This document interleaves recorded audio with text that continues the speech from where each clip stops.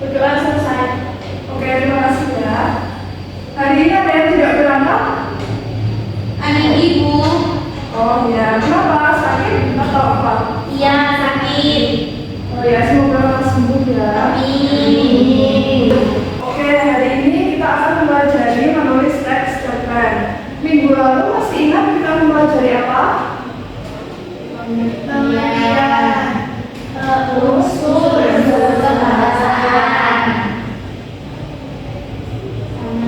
Sama struktur. Oke, berarti masih ingat ya? Ya.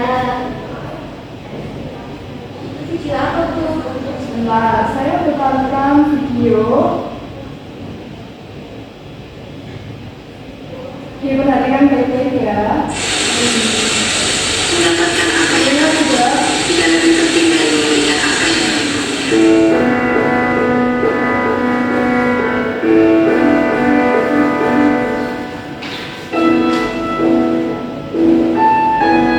Nanti kamu sakit, kamu masih mau pergi? Gimana perasaan kamu? Kalau kamu yang sakit bagaimana?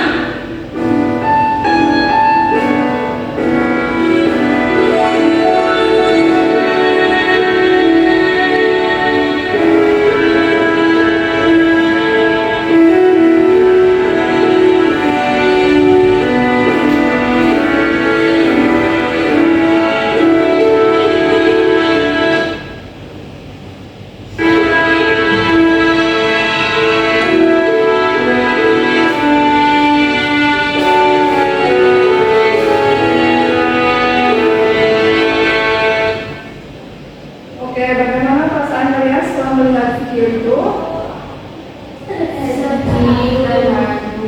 Halo, kalian pernah mengalami hal itu? Mungkin pengalaman pribadi kalian atau mungkin pernah melihat orang lain? Oke, jadi tujuan pembelajaran pada pertemuan ini, peserta didik mampu menulis cerita pendek berdasarkan pengalaman pribadi atau orang lain yang terjadi pada kehidupan sehari-hari saat tulisan kami. Jadi kalian akan menulis sesuai dengan pengalaman kalian atau yang pengalaman yang kalian lihat dari orang lain atau yang kalian dengar dari cerita orang lain gitu. Kalian pernah menulis cerita pendek sebelumnya? Tentang apa? Persahabatan. Oke. Sekarang capaian pembelajarannya yaitu peserta didik merancang dan menuliskan pengalaman dari peristiwa kehidupan sehari-hari dalam bentuk cerita pendek yang memperhatikan unsur-unsur pembangun dan kaidah kebahasaan yang tepat. Karena kemarin kita minggu lalu sudah mempelajari unsur-unsur kebahasaan dan juga struktur, jadi sekarang kita akan mempraktikkan menulis cerita pendek. Nah, kalian tahu manfaat dari menulis cerita pendek itu apa? Belum. Jadi menulis cerita pendek itu meningkatkan kreativitas kita, melatih kemampuan komunikasi, menjadi sarana ekspresi diri, hiburan, serta edukasi. Jadi ketika kalian itu menulis cerita pendek itu bisa juga untuk membantu melepaskan stres.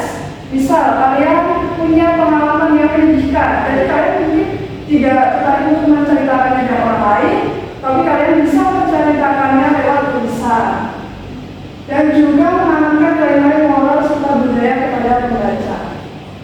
Di sini kalau ada yang pernah menulis diary mungkin nah, itu juga termasuk menulis cerita pendek, karena di dalam diary itu kalian pasti menulis pengalaman kalian, contoh dari tokoh kalian sendiri mungkin, terus ada tokoh lainnya, teman kalian atau siapa. Terus setelah itu mungkin juga ada alurnya kalian itu maju atau mundur dan sebagainya.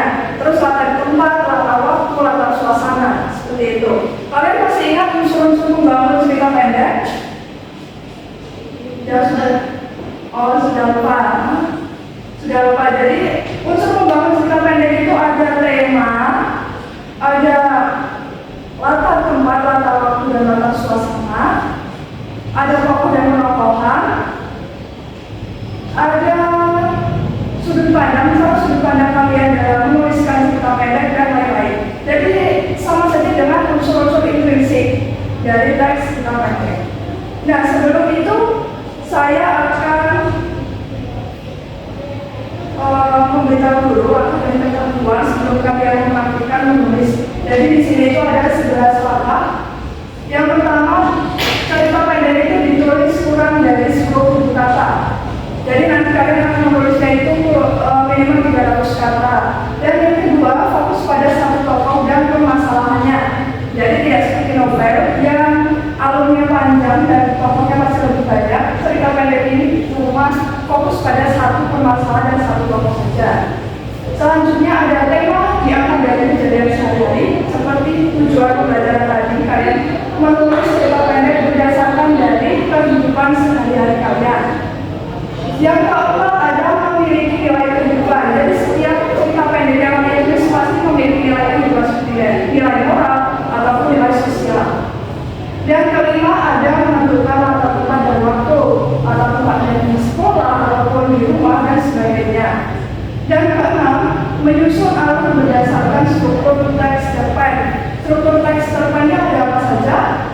Mulai dari orientasi, terus kemunculan konflik atau klimaks, lalu penyelesaian masalah dan penyelesaian masalah itu sudah terakhir. Oke, yang ketujuh ada memperhatikan gaya bahasa. Jadi ketika kalian menulis teks cerita pendek, kalian juga harus memperhatikan gaya bahasanya. Bisa gaya bahasanya itu seperti puisi, kritis, dan sebagainya. Yang kedelapan, menggunakan ejaan yang tepat seperti yang kita pelajari minggu lalu. Kita muncul pembahasan teks cerita pendek.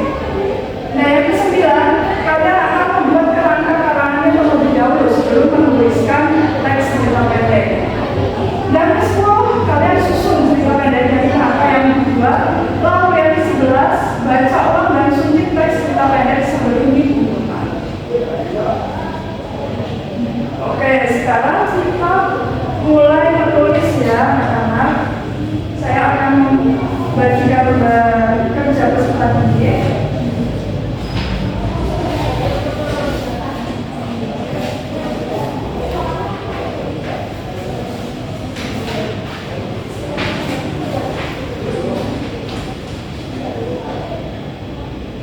Oke, sebelum itu mungkin kita lihat contohnya terlebih dahulu. Kalian bisa membacanya terlebih dahulu.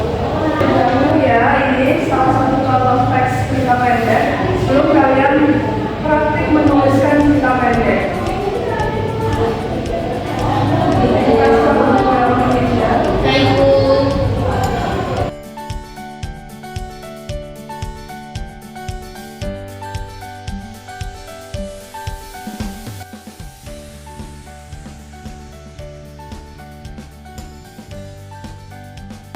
Oke, baik. Kalian sudah membacanya sampai habis?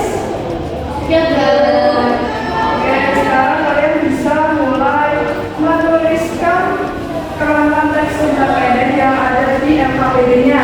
Itu ada, diperhatikan juga ya tunjuk pekerjaannya. Pertama kalian tentukan terlebih dahulu mau mengambil pengalaman apa yang akan dituliskan dalam cerita pendek. Lalu kalian juga tulis alasannya kenapa mau mengangkat kisah tersebut. Lalu kalian bisa ambil unsur pembangun cerita pendek itu singkat saja, seperti misalnya tokohnya siapa, alurnya maju atau mundur dan lain sebagainya.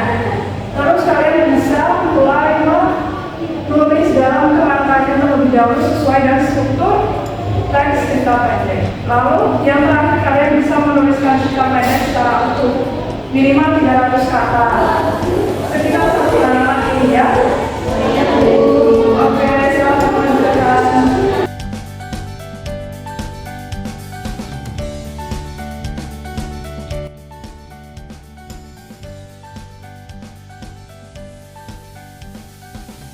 Kalau ada yang masih bingung bisa ditanyakan saja, tidak apa-apa. Kalau ditanyakan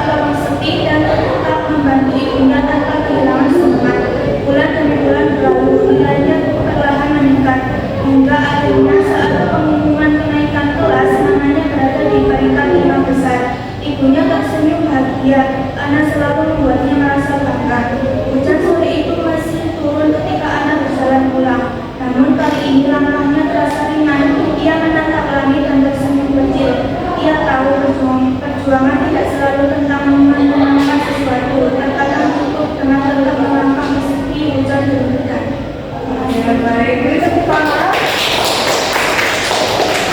Oke, karena ini waktunya tidak cukup, kalau semuanya mempresentasikan hasil tulisannya, kalian bisa kumpulkan LKPD-nya. Nanti saya bisa lihat. Baik, Ibu. Terima kasih ya.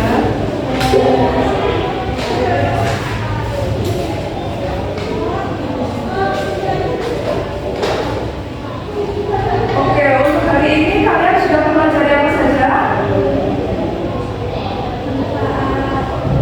Ada maaf, menulis cerita pendek, ya? Menulis cerita pendek. Oke. Ada kesulitan atau hambatan dalam menulis cerita pendek? Mungkin dalam menentukan ide atau mengembangkan tokoh.